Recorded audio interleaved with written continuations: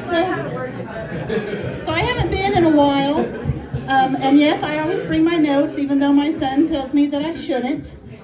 I'm relatively new to Flagstaff. I came about 1.5 years ago. I lived here about 6 months, and I went out and bought a Subaru Outback because, I wanted to fit in. Although I don't really like to hike or camp.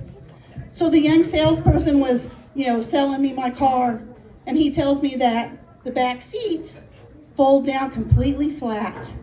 So if you want to go camping and sleep in your car, your seats are flat. And I'm like, dude, Roughing It is a hotel without a bar. I don't camp. So I'm also a librarian, and I go out on the bookmobile with my bookmobile librarian, and once a month we actually spend 3 days out and 2 nights. We go up to the North Rim and Cliff Dwellers. So last month she says to me, hey, there's this really good trail. Do you want to go hiking when we're done? And I'm like, okay, yeah, we can try that. So we start to hike, and I'm like, is there scorpions? And she's like, yeah, and snakes too, so keep your eyes peeled. So now I'm like, am I really sure I want to do this? And we get about halfway to the halfway point, and we're supposed to climb down this ravine. So I have this picture in my head of, if we get down there, how in the hell do we get out? And she was like, it's okay if we turn back. And I'm like, yes, thank you, God. Which is kind of funny because when I was young, we used to go camping twice a month. And, we slept on the ground, a trail rode of horses and all that. But of course, when I was young, I used to also be able to go out and close the bars and get 2 hours of sleep and go to work the next day still wearing my wristband. But when you get older, you can't do that. The other thing that happens when you get older, all of us women who are older and have had kids, we have this little trick when we sneeze and cough. I call it the cross-leg act, because when you start sneezing and cough, you're like, okay, I'm good,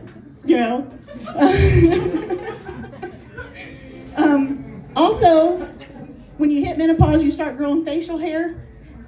So I got me this facial dermaplaner. You use it once a month. And it comes with this spray after you're done to see how good you've done. I never do very good. And it reminds me of when I was in grade school. The dentist used to come, and I don't know if anybody else remembers this. I got somebody laughing. They'd have you brush your teeth, and they'd give you this little pink tablet for you to chew to see how good you've done. Yeah, epic fail. I was so glad that went away when I got older. It's like, thank you for calling me out that I don't know how to brush my teeth.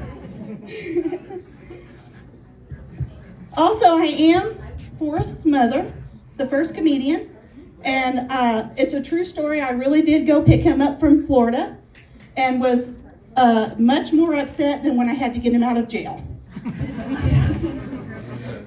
So Nathan always talks about how he likes to date strippers.